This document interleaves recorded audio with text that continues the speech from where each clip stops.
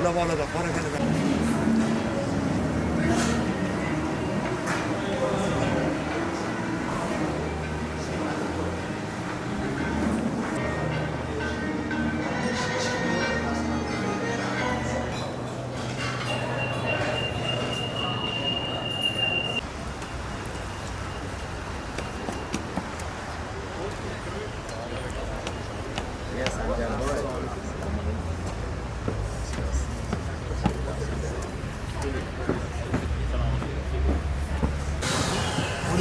Baravar inson bismillah.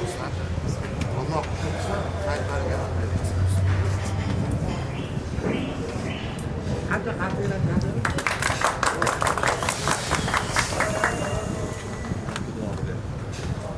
بارك لنا فيما أعطيتنا وبارك لنا فيما رزقتنا اللهم ارزقنا بغير حساب اللهم ارزقنا بغير حساب اللهم ارزقنا بغير حساب يا Qadamga hasana. Kel. Oldinda. Assalomu alaykum.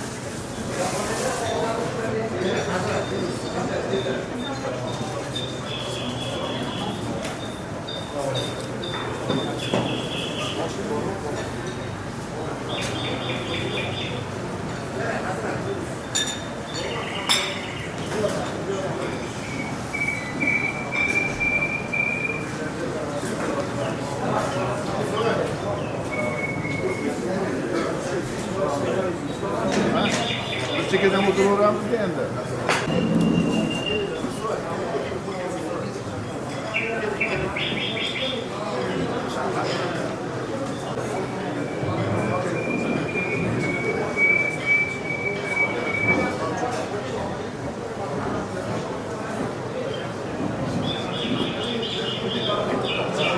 Ma'lum o'zi. Otele sizga gapirdim. Assalomu alaykum. Keling. Marhaba. Qadamga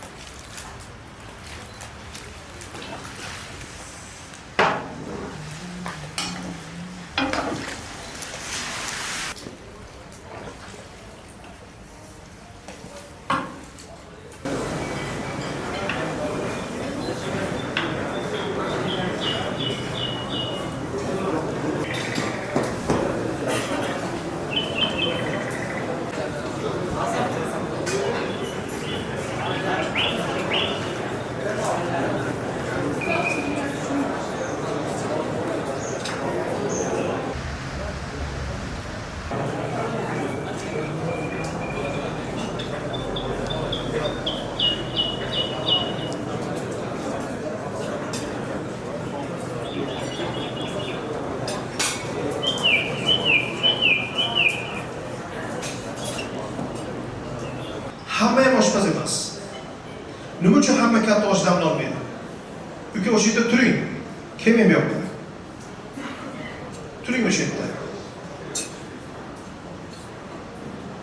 Qayting.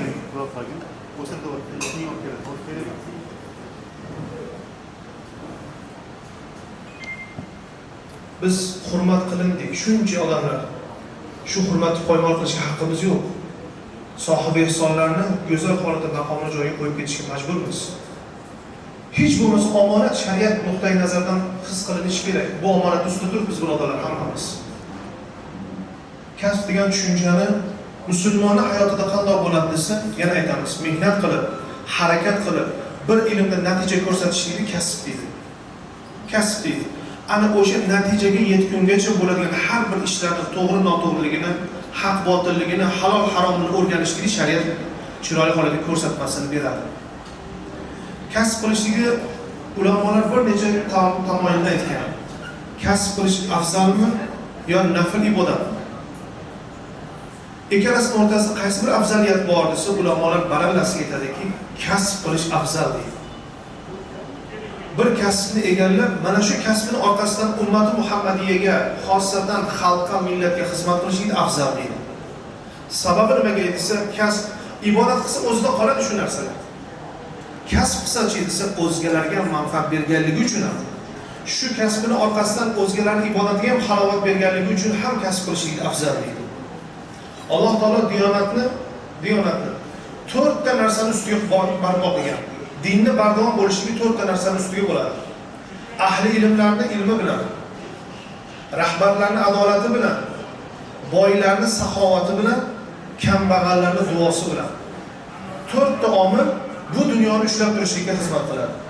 4 ta omil. Ana o'sha ahli ilmlar o'sha ilmni halol haromini joyiga qo'yib bera olsa,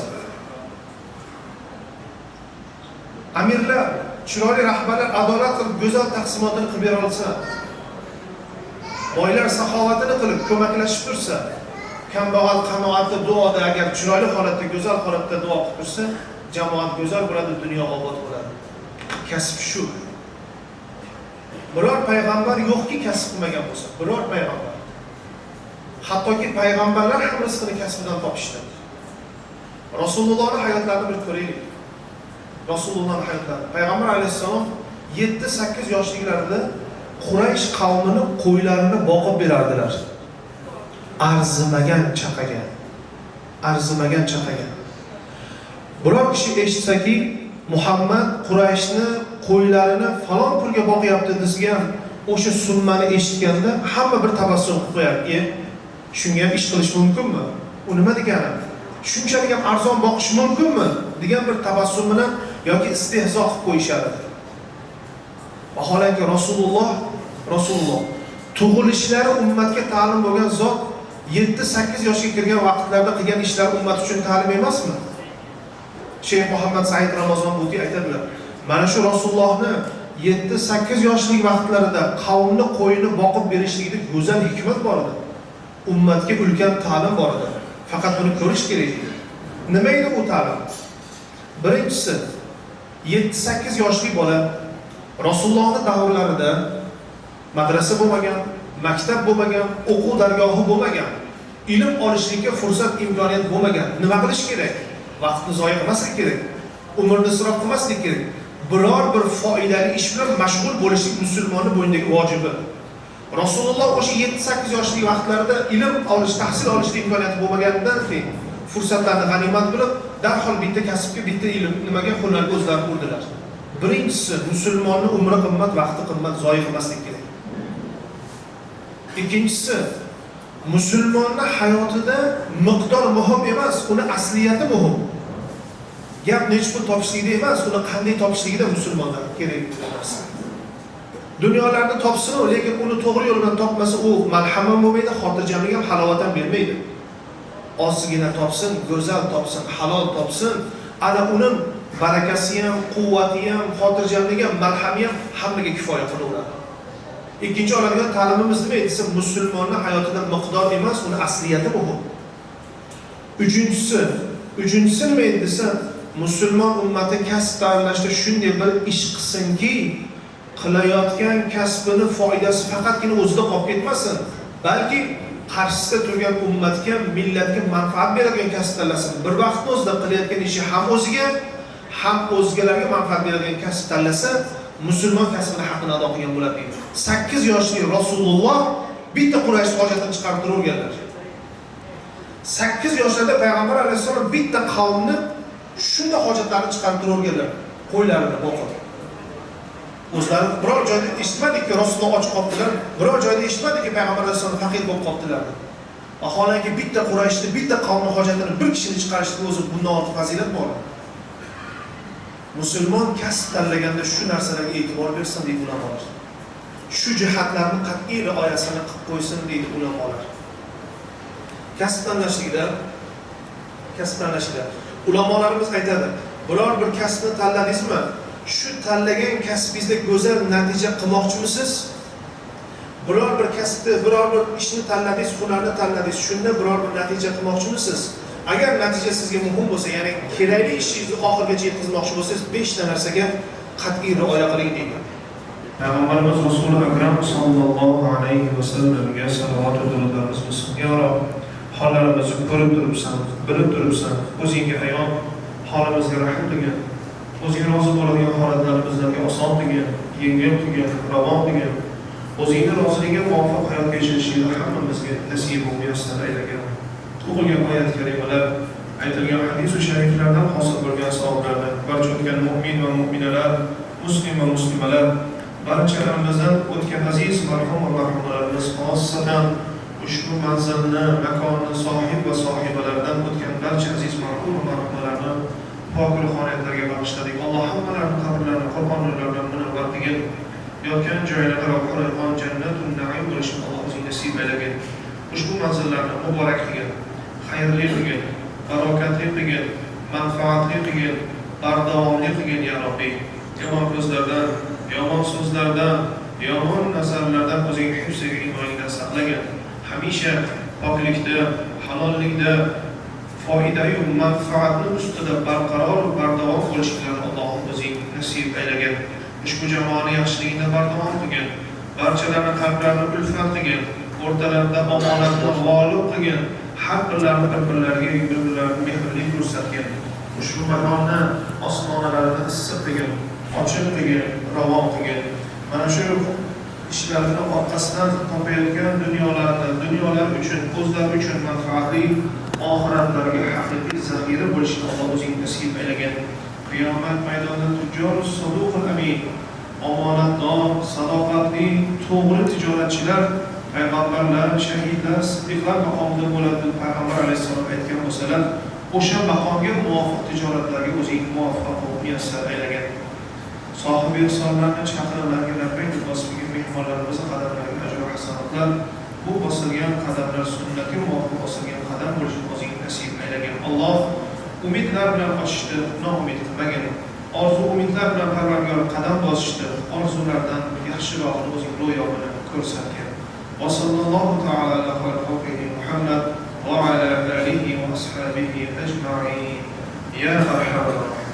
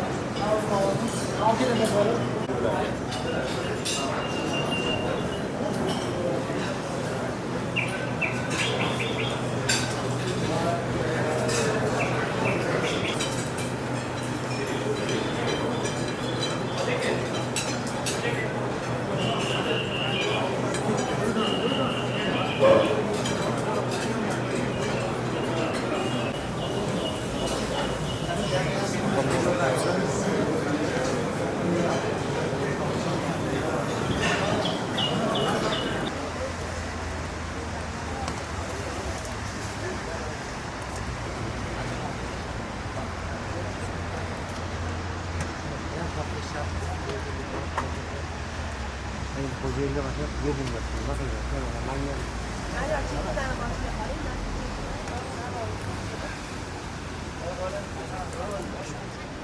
Bana kötü de koy koydu. Ben yeah.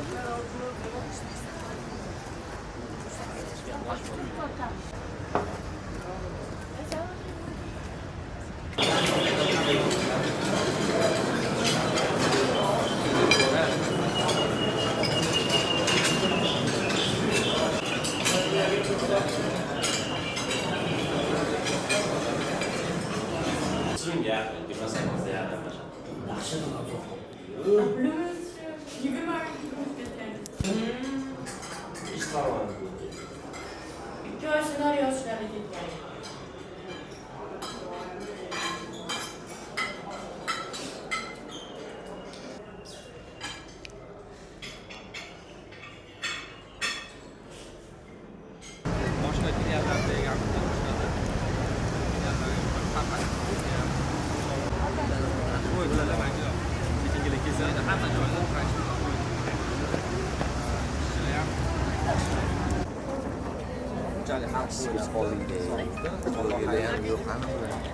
Kesinlikle gelmedi mi?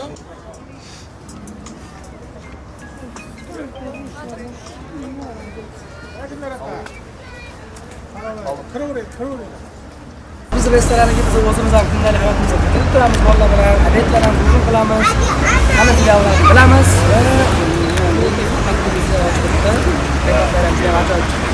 ovqatlari endi degan joyda biz ham fikrimiz har bir ishga qarash joyda.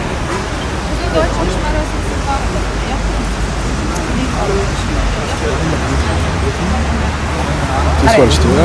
yaxshi o'tdi, martabalasiz. Bu yaxshi nazarimda. Siz asosiysi ovqat sifatli bo'lsa, lekin ko'rsatuvga servis a'lo darajada bo'lsa, qolgan yaxshi bo'ladi.